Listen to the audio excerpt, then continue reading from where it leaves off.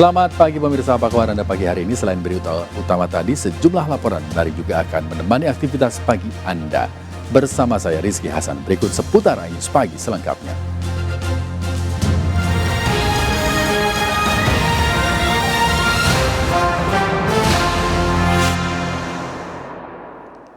Pemirsa, Gunung Ile Lewotolok di Lembata, Nusa Tenggara Timur kembali erupsi dengan ketinggian abu 900 meter di atas puncak kawah. Warga diimbau untuk tidak melakukan aktivitas dari radius dekat.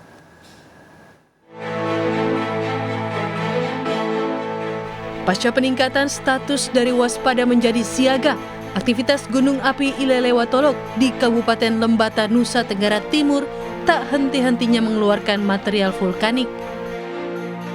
Data pos pengamatan mencatat dalam 24 jam terakhir terjadi 57 kali letusan. Warga diimbau untuk tidak melakukan aktivitas dari radius dekat. Masyarakat kami selalu mengimbau agar tidak boleh melakukan aktivitas di dalam radius 3 km dan di sektor selatan dan tenggara masyarakat untuk sementara tidak boleh melakukan aktivitas di dalam radius 4 km. Pihak vulkanologi meminta warga agar tetap tenang.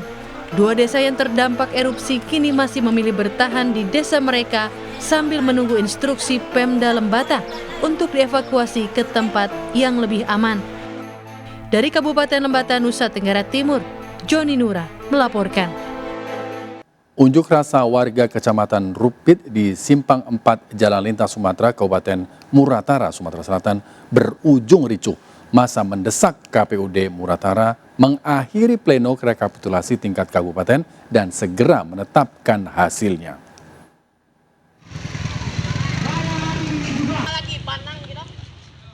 Unjuk rasa massa yang mengatasnamakan masyarakat perwakilan Rupit dan Lawang Agung ini memanas.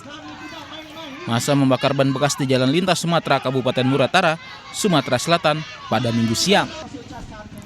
Selain membakar ban bekas, massa juga mendirikan tenda dan mengancam akan memblokade Jalinsum bila tuntutan mereka tidak dipenuhi.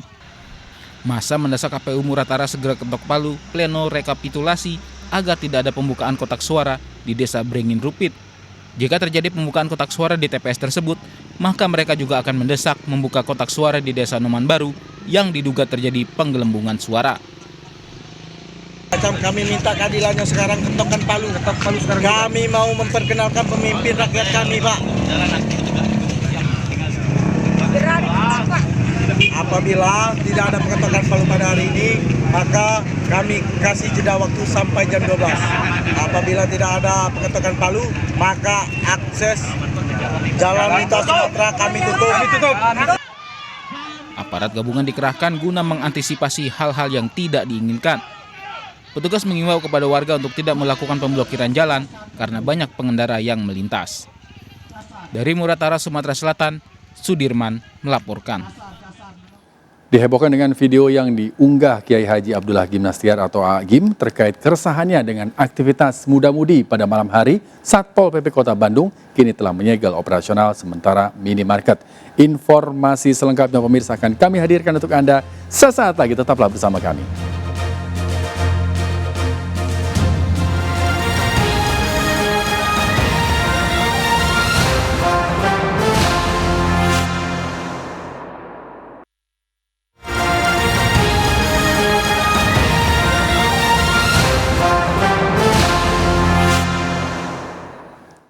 Terima kasih Anda masih bersama kami. Pemirsa, jelang Ramadan, tim gabungan TNI Polri dan Satpol PP Sidoarjo menggelar razia rumah dan tempat kos di wilayah pinggiran kota Sidoarjo, Jawa Timur.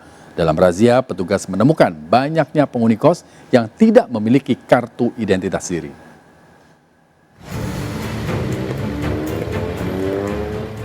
Tim gabungan menelusuri sejumlah rumah kos di kawasan Tanggulangin, Sidoarjo, Jawa Timur.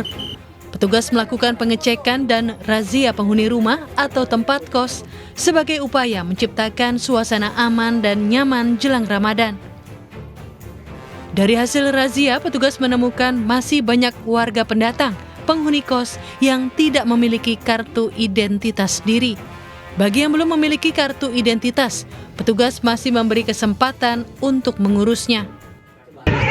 Ke rumah-rumah kos untuk kita cek identitas dan status di kos-kosan ataupun di penataan tersebut. Kita menciptakan aktivitas 9 menghadapi puasa dan hari raya. Razia kos di wilayah pinggiran kota Sidoarjo ini sengaja digelar selain untuk menciptakan suasana aman dan nyaman jelang Ramadan, juga untuk antisipasi adanya aksi mesum dan praktek prostitusi online yang diindikasi sering melakukan praktek di sejumlah rumah kos. Dari Sidoarjo, Jawa Timur, Pramono Putra melaporkan. Sepekan jelang Ramadan, TPU Kemiri Rawamangun ramai dikunjungi peziarah. Sejak pagi, belasan ribu peziarah berdatangan untuk mengunjungi makam keluarga atau kerabat mereka.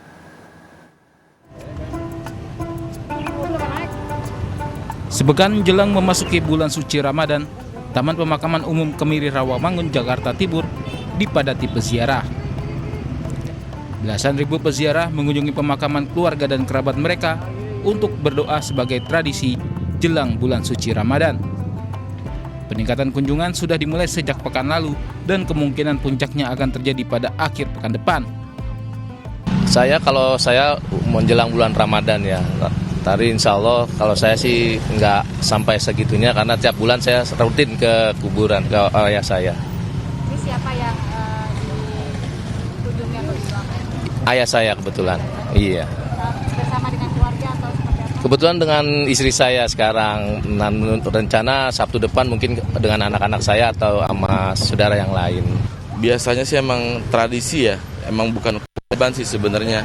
Tapi biasanya tiap menjelang Ramadan kita sekeluarga rutin sih mengunjungi makam seperti ini kondisinya. Seperti itu, Mbak. Apa aja Pak biasanya kegiatannya dalam ziarah?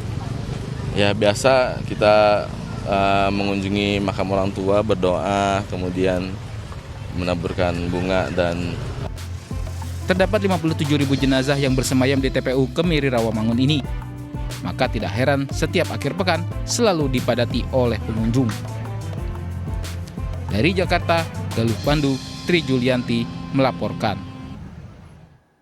Pemirsa, media sosial belum lama ini dihebohkan dengan video yang diunggah Kiai Haji Abdullah Gimnastiar atau Agim terkait keresahannya dengan aktivitas muda-mudi pada malam hari.